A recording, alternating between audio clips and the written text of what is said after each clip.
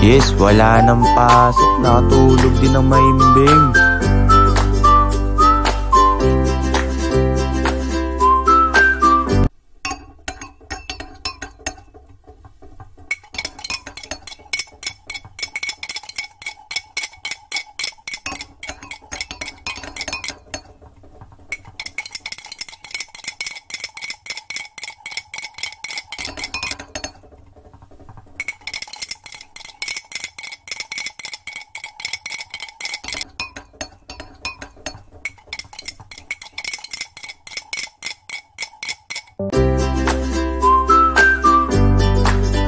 Ay loko yan, ang init dito sa labas. A few moments later.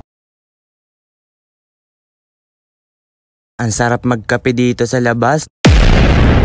Kamusta mga comrades? Bakasyon na at mainit na ang panahon ngayon. Ngayon yung panahon na madali na lang magluto ng manok. Ilagay nyo lang yan sa bubungan nyo. Lalo na bandang tanghali, sigurado tostado yan. Ngayon yung panahon na madali na lang magluto ng manok. Ilagay nyo lang yan sa bubungan nyo. Lalo na bandang tanghali, sigurado tostado yan.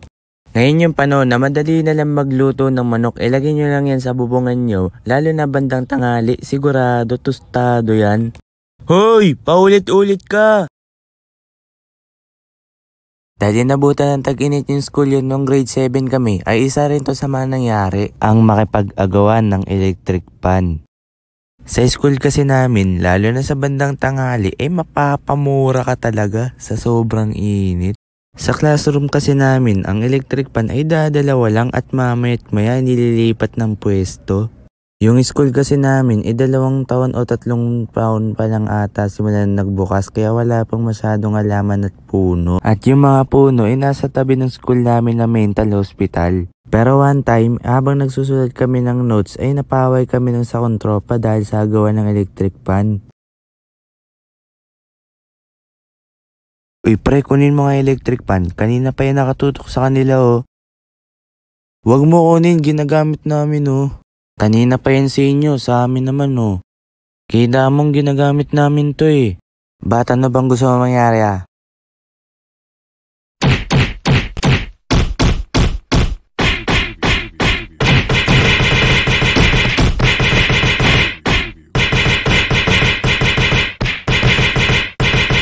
Anong pinag-aawayan nyo? Ma'am, ayaw po kasi nila kami pagamitin ng electric pan. Kanina pa yan sa kanila eh. Ma'am, kita naman nilang ginagamit namin tapos kukunin nila. Ma'am, ayaw po kasi nila kami pagamitin ng electric pan. Kanina pa yan sa kanila eh. Ma'am, kita naman nilang ginagamit namin tapos kukunin nila. Ma'am, ayaw po kasi nila kami pagamitin ng electric pan. Kanina pa yan sa kanila eh. Ma'am, kita naman nilang ginagamit namin tapos kukunin nila. Tama na. Para wala kayong pag-awayan doon yan sa harapan. Kung nagpairam lang sila, may nagamit pa tayo pre. Kaya nga. Pero one time nasira yung sa electric pan namin at ikikwento ko dito ba't nangyari. Kasi one time ay free time namin at nag-email lang kami ng mga tropa ko. We were favored by the moon. First blood.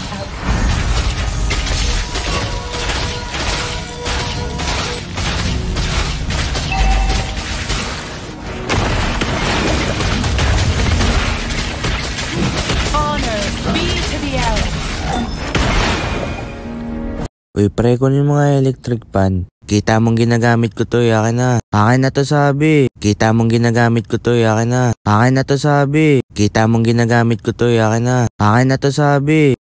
Hanggang sa... Uy ala, sige pumutok, sa'yo na yan.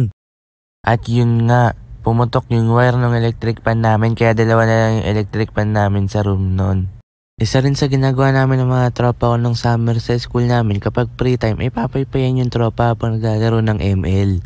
Ginagawa namin to ng mga tropa ko sa mga bahagi ng school year kung saan mainit na yung panahon. Uy pre, paypayan mo ako, mag-ML lang ako. A few moments later.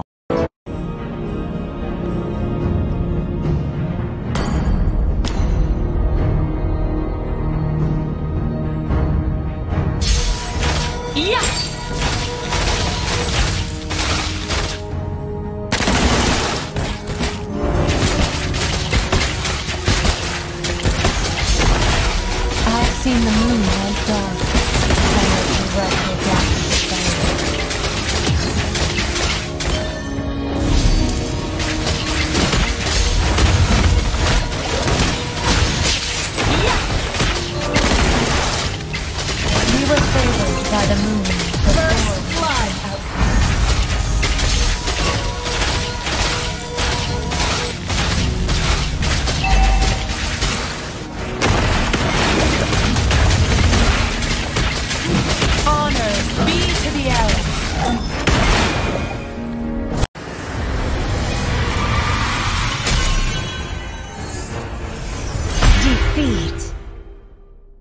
Wala pang 1 minuto, let's na. Mahina ka pala, Naldo eh. Si Ken nga maglaro niyan. Ako nga maglaro niyan, ikaw naman magpaypay oh.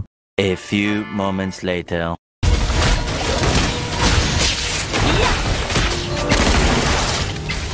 We were favored by the moon.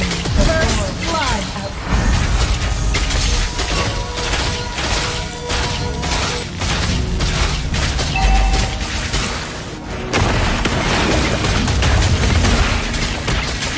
Honors be to the Elves.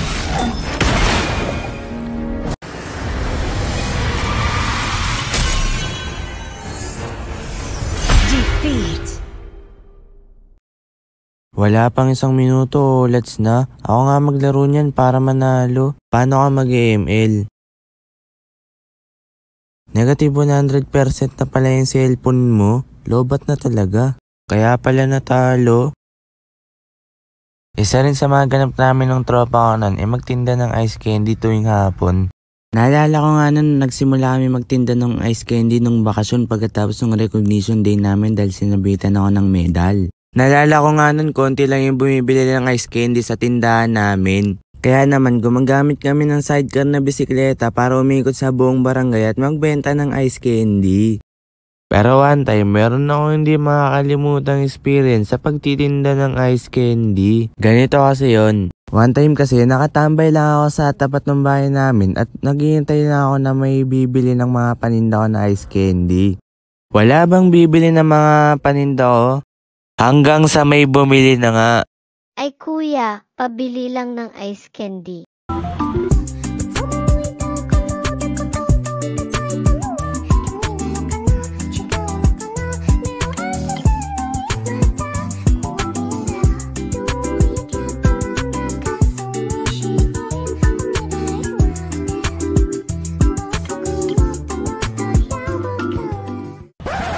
Ay kuya, okay ka lang? Pabili lang ng ice candy. Eto no. Thank you. Welcome, ingat ka. At isa pa mga comrades, ay isi-share ko din sa inyo kung paano ko ginagawa yung ice candy. Example lang to mga comrades. Yung strawberry flavor ng tang, itimpla nyo ito sa 1 baso ng tubig. Pero syempre, haluin nyo hanggang sa maging juice yung tubig. Pagkatapos nito ay isalin nyo yung juice sa ice candy na plastic. Pagkatapos nito ay palamigin nyo yung mga ice candy sa loob ng freezer sa loob ng 24 hours. Pagkatapos ng 24 hours sa pagpapalamig ng ice candy sa freezer ay sa wakas, pwede na yan. Isa pang ganap namin ng mga tropa ko tuwing tag-init ay maligo sa ilog. Yung ilog nga pala na pinagliguan namin, mababaw lang, malinaw yung tubig at hindi masyadong mabat. Pagdating sa ilog ay ligong-ligo kaagad kami at kami-kami lang ng mga tropa ko nandun. Kaya naman, kung ano-anong pinagagawa namin ng mga tropa ko dun sa ilog at meron akong isang hindi malilimutang ginawa namin. Ang ginagawa pa nga namin yun, nagpapatagalan kami sa ilalim ng tubig. Naalala ko nga nun pag nagpapatagalan kami sa ilalim ng tubig kapag unang umahon kakaltukan. Pero meron akong isang hindi makakalimutang experience sa ginawa namin dun sa ilog. Ang ginawa kasi namin, nagpatagalan kami sa ilalim ng tubig at tumagal kami ng 40 minutes. Niloko mo ako at napaka-imposible nyo magawa yun. Panoorin mo muna tong animation ko. At yun nga, tumagal nga kami ng 40 minutes sa ilalim ng tubig. 40 seconds lang pala. May iba pa kaming ginawa nung naligo kami sa ilog pero ikukwento ko na lang yun sa part 2 ng animation nito. Salamat sa panonood nyo mga comrades. I-like nyo tong animation ko kung nagustuhan nyo. Mag-subscribe na kayo sa aking channel. I-follow nyo na rin ako sa aking Facebook page. At i-follow nyo na rin ako sa TikTok. Abangan nyo palagi at panoorin kapag may bago akong upload. Stay safe mga comrades.